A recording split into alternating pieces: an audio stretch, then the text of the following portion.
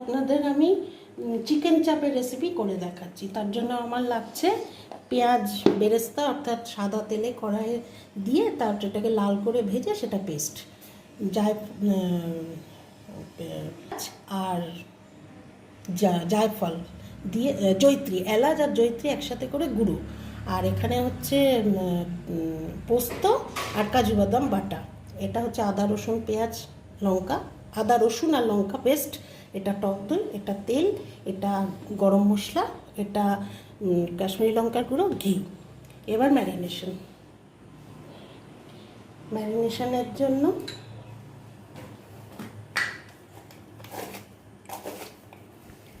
নুন দিলাম,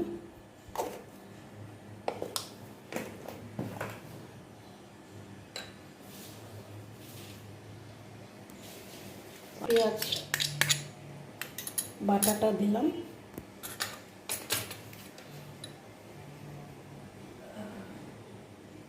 মশলার গুঁড়োটা দিলাম,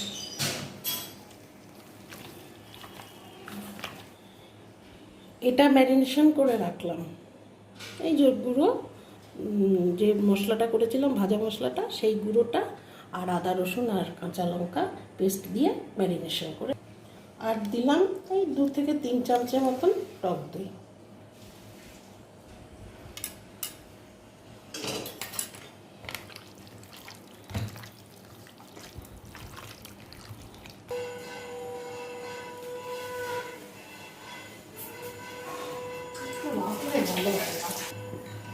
এবার আমি কড়াইয়ে দিলাম তেল,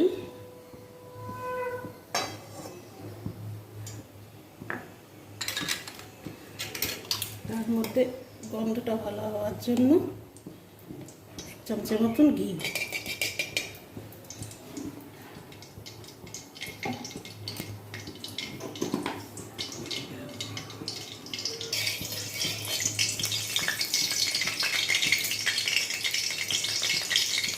এইবার দেব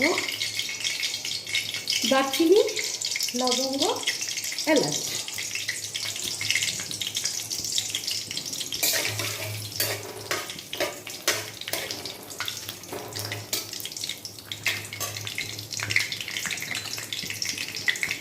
এবার দিলাম আদা রসুন পেঁয়াজ লঙ্কা বাটা।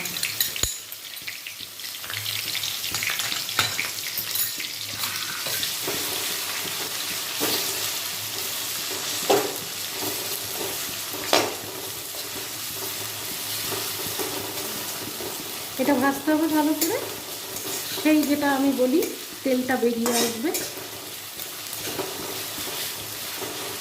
জল ভাবটা কেটে তেল ভাবটা বেরিয়ে আসবে।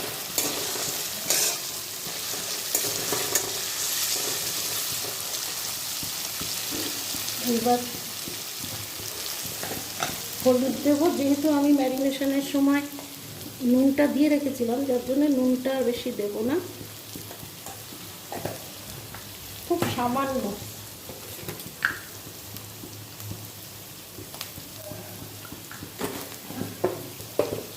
কাশ্মীরি লঙ্কার গুঁড়ো,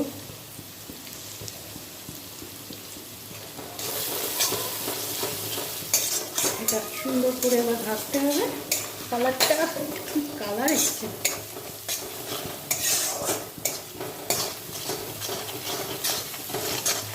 কালারটা আসবে, সেই তেল ভাবটা আসবে। এরকম তেল ভাব এসে গেছে, তেল ভাবটা এসে গেছে।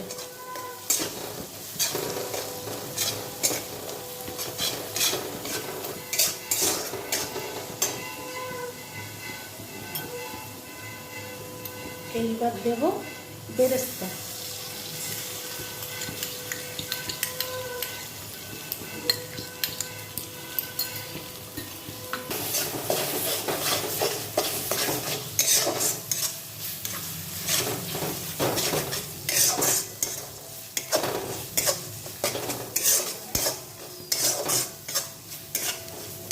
এটা একটু খানিকক্ষণ ভাজতে হবে এরকম করে, কারণ তেল ভাবটা আসবে। যত কষানো হবে, টেস্ট, রান্নার নিয়মই টেস্ট হয় কষানোর উপর, কিন্তু এই তেল না আসা পর্যন্ত এই সময় গ্যাসের ফ্লেমটা লক্ষ্য রাখতে হবে, কারণ ধরে যাওয়ার ভয় থাকবে। বুঝে বুঝে করতে হবে তেলটা না আসা পর্যন্ত। এই দেখুন মোটামুটি তেল বেরিয়ে গেছে। এবার আমি দেব কাজু পোস্ত বাটা।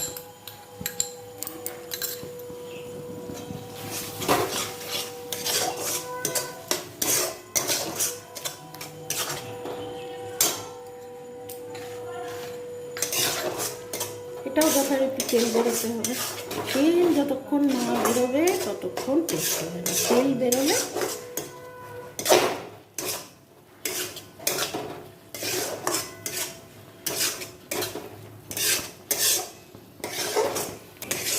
কাজু বাদাম আর পোস্তটাকে একটু কড়াইয়ের মধ্যে তেল দিয়ে, সাদা তেল দিয়ে ভেজে নিয়েছিলাম, নিয়ে তারপরে ওটাকে পেস্ট করেছি, করে সেটাকে এখন আমি এর মধ্যে দিলাম। তেল বেরিয়ে গেছে।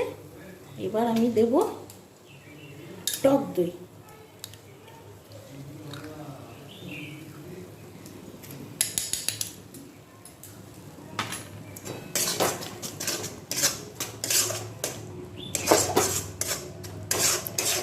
দই দিয়েও সেই একইভাবে করতে হবে যাতে তেলটা ছেড়ে আসে, কারণ তেলটা ছাড়লে তবেই টেস্টটা আসে।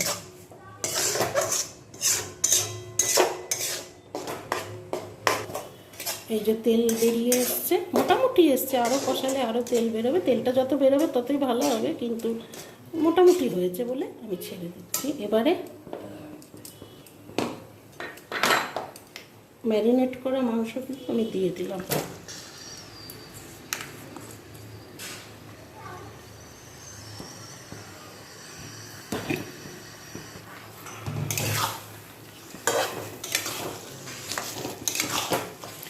মাংসটা পুরো যেন এই পেস্টগুলোর সাথে ভালোভাবে লাগে, তবেই টেস্ট হবে।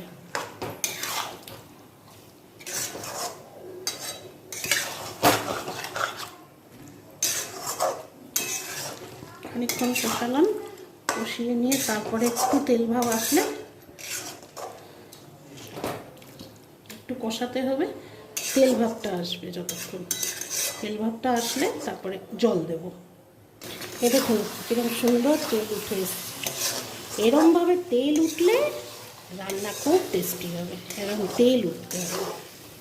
এবার তেলটা ভেসে এসছে, তেল উঠে এসছে। এবার আমি জল দেবো। খুব একটা বেশি জল লাগে না, কিন্তু এতগুলো মাংস তো একটু দিলাম।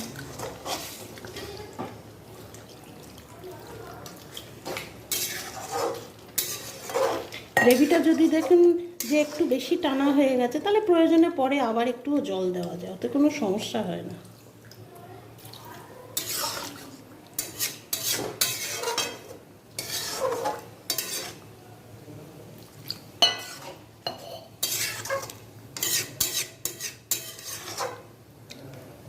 এবার এটাকে ঢাকা দিয়ে, এবার আমি ঢাকনিটা তুললাম। এই দেখুন কি সুন্দর তেল উঠে এসছে। এই তেলটা উঠে আসলে গ্রেভিটা দারুণ হবে।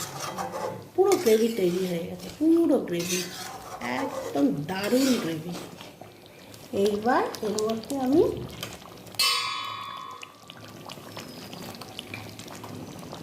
দেব গোলাপ জল। 2 চামচের মতন গোলাপ জল দিলাম।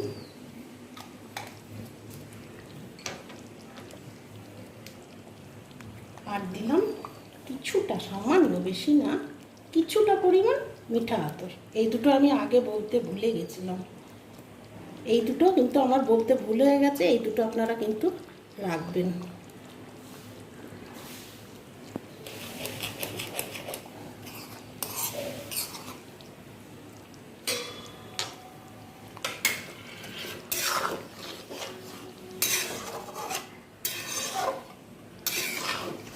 ব্যাস হয়ে গেছে, হয়ে গেছে। এবার আমি ঢালবো।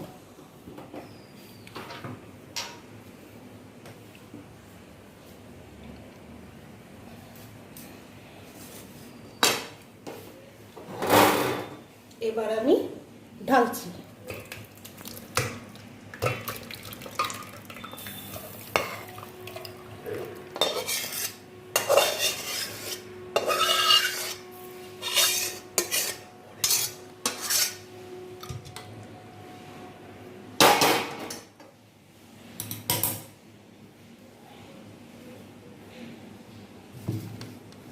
ব্যাস আমার রান্না কমপ্লিট। এবার আপনারা বানান, আশা করছি দারুণ লাগবে, আর হলে আমাকে অবশ্যই জানাবেন। নমস্কার।